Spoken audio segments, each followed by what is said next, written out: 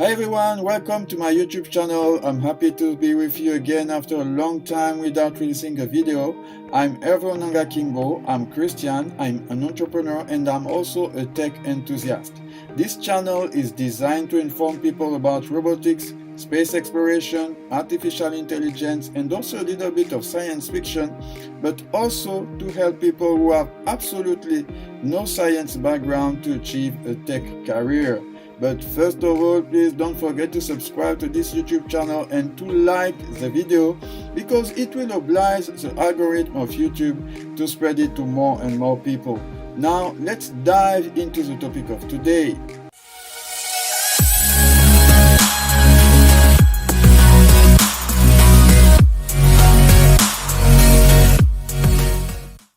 As you can see in the title of today's video, I want us to discuss about if it's worth it to live on Mars. Recently, in June of this year, the NASA started a one-year experiment of life in a 3D printed fake Martian habitat. 4 persons volunteered for this experiment, and it should end in July of the next year. This experiment brings me to ask if life on Mars is really worth it. And in this video, we are going to try to understand why I'm asking this question.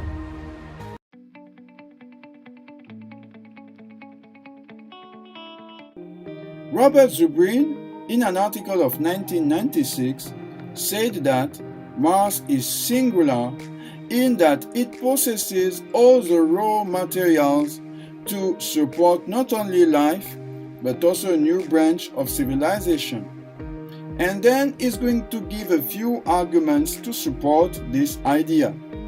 The first idea he gave is that Mars offers the advantage to use solar panels to create energy, but also to manufacture them. The second advantage he gives to support his idea is that on Mars we can use wind to produce energy. Because effectively on Mars there is wind, and with this wind it is possible to create energy.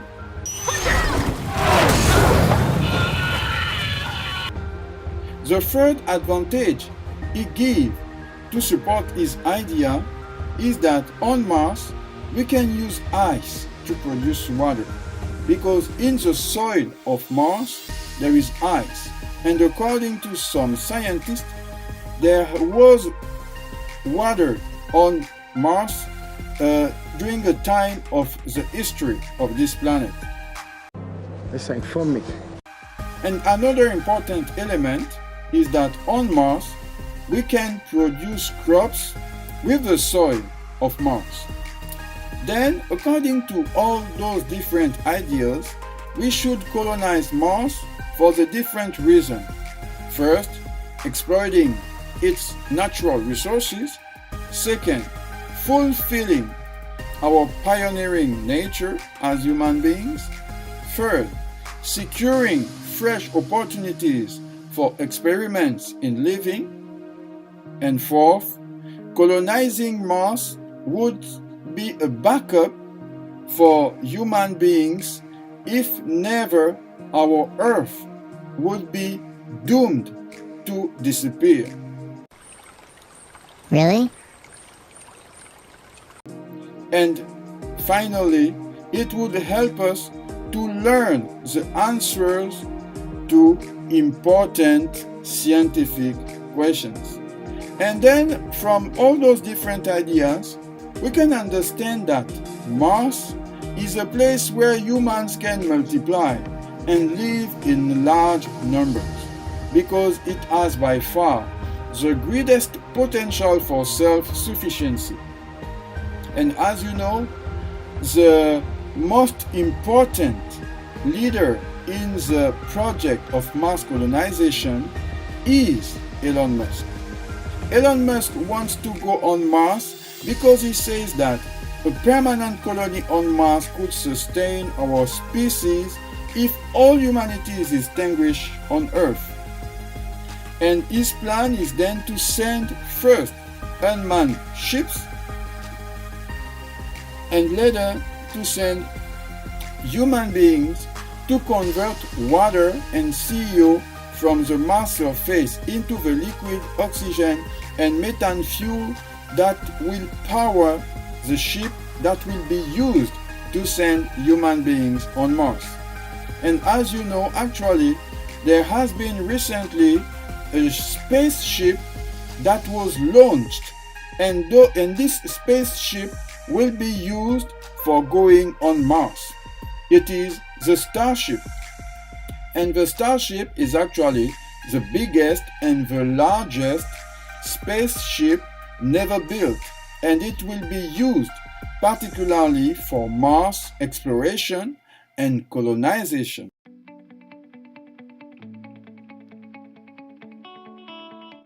Jan Stoner, in an article of 2017, said that humans should not colonize Mars.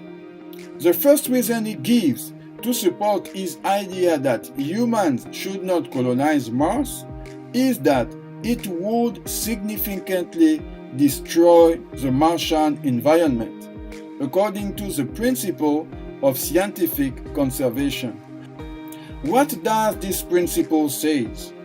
This principle states that destructive or significantly invasive investigation of an object of scientific interest is morally permissible only when significantly invasive investigation does not threaten the scientific or non-scientific values instantiated in that object, and no adequate alternatives to significantly invasive investigation are available. Then, by colonizing Mars, humans would seed Mars with life from Earth, which we don't know the consequences. Basically, what we mean by this principle is that actually scientists try to discover if there is life on Mars. But by going on Mars for colonization without finishing the current exploration of Mars to discover if there is life, it could alter the results of the different investigations which are actually being done on Mars and that will be done on Mars in the future to discover life.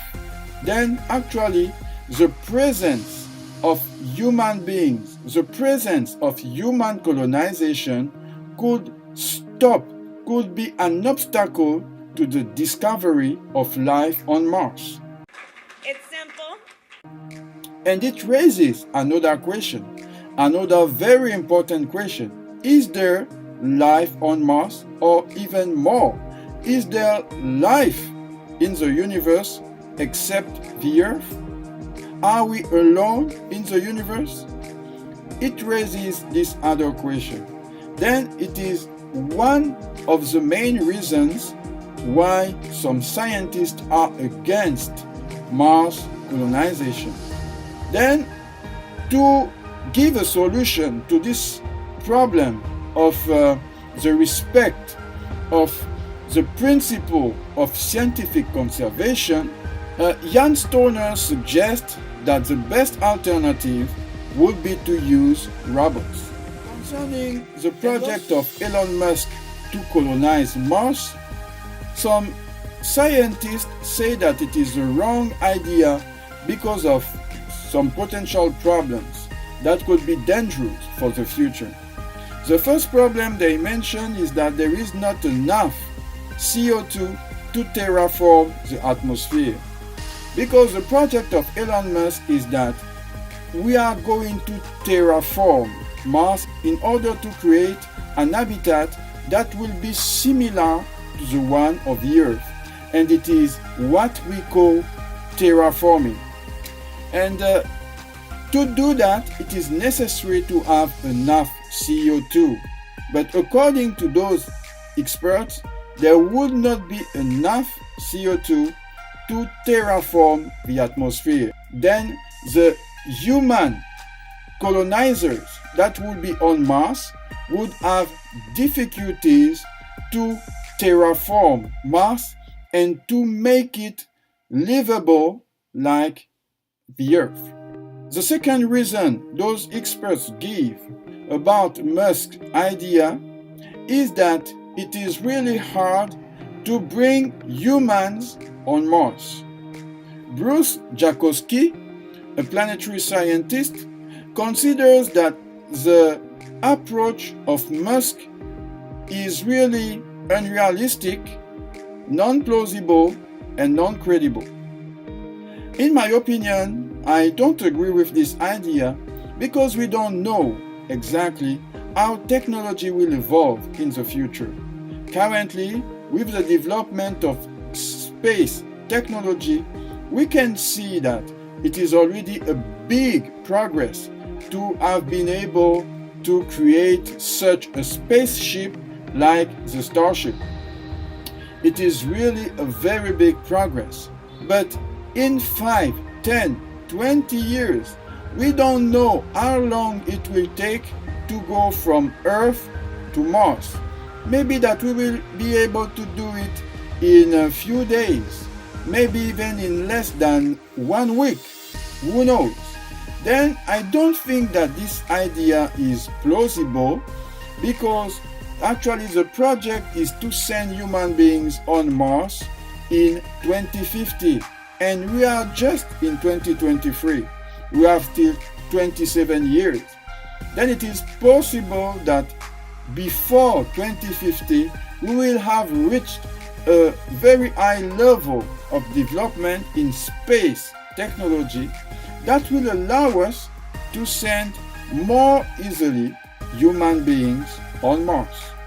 The third reason that those experts give to explain that the idea of Musk is wrong is that it could threaten humanity from making one of the greatest discoveries of all time. If Musk succeeds and gets people to Mars before scientists finish studying the surface, what happens is that there is a risk of not being able to find life on Mars. And in fact, we are again talking about the principle of scientific conservation. Then those scientists are also talking about the respect of the principle of scientific conservation, but there is a problem with this principle. It is that we don't even know if there is life on Mars. Actually, the possibility that there are other beings in the universe is just a theory. Even so, we have a lot of videos of UFOs. We have no real human contact with other extraterrestrial beings. We have no absolute evidence that there is other forms of life in the universe. Then in fact, this reason given by those scientists is just based on a possibility, on a theory, but it's not really possible to verify it. Then at this moment, it is not possible to say that human colonization of Mars would be a threat to the discovery of life on Mars, because we don't even know if there is life not only on Mars but also in other planets. The fourth reason why they say that colonization on Mars would be a wrong idea is that our bodies would be bombarded with radiation. Indeed, those scientists still don't know how our bodies and our minds are going to react with a different planet for a prolonged period of time. According to the NASA, astronauts who travel beyond the reach of the International Space Station, the ISS, would be exposed to an amount of radiation equivalent to 100 to 6,000 chest X-rays, depending on how long they will be in space and what sorts of cosmic radiation they could be exposed to. Basically, it would mean that with such a level of radiation, anything on the surface of Mars would fry. Then we cannot really know what would be the reaction of our human bodies to such level of radiation. It is a possibility, but it doesn't mean that it's going to happen. And also, according to Rachel Sedler, professor of applied physiology and kinesiology at the University of Florida, cosmic radiation can cause cancers, harm the nervous system and the cardiovascular system, and it can also cause protective brain membranes to leak. Then there could be serious health problems for human beings if there is a long exposure to cosmic radiation. It is really important to consider that there is also a possibility of very dangerous health effects on human beings by living on Mars on a prolonged period of time. And also another element those experts mention is that the lower gravity could also mess with the human body, which could negatively affect our circulatory system brain and also our balance system. Indeed, it is important to mention that Mars has 62.5% less gravity than Earth. And also our mental health toll could be huge by living on Mars. Because according to Elon Musk, the principle of life on Mars, the democratic system, the political system adopted for life on Mars would be to have a direct democracy. In the current, in most of the societies in the world, we have representative democracies. It means that we elect representatives who are going to vote for the population the laws that will help the populations to live better lives. Even so, it's not really what we are seeing today. In the concept of direct democracy, it is different. Citizens vote themselves their own laws. Citizens vote themselves their own laws. Then they no longer need to vote representatives, they vote themselves. It is possible to do it with a small community, but if you have a community of 1 million people, which is actually the number of persons that Elon Musk wants to send on Mars, I don't think that it will be really practical to have a system of direct democracy, because it will ask a lot of discussion. It will be a loss of time, in my opinion, and finally people will have difficulty to organize the structure of the society. It is, in my opinion, better to have a structured organization, like in any state, any community. We have some leaders, we have some representatives, we have some people who are in charge of every activity sector, and this is how life will be better organized. I understand that Elon Musk, by sending people to colonize Mars, wants those people to do better than what we are doing on Earth. But I don't think that the system of direct democracy will be really helpful. Tell me in the comments what you think about it. And then with this structure, it will be a lot of stress for people. And that is the reason why those experts consider that this idea of direct democracy, and I agree with them, is not a good idea. Finally, After all of this, what can I say? What is my opinion on this subject? Should human beings colonize Mars, or should we stay on Earth? First of all, I want to say that I don't think the Earth is doomed to extinction. I don't think that humanity is going to disappear. It is my personal opinion, because not for going into any conspiracy, a lot of scientists said since 70s, and also a lot of very important personalities said since 1970 that the Earth is going to disappear in 10 years.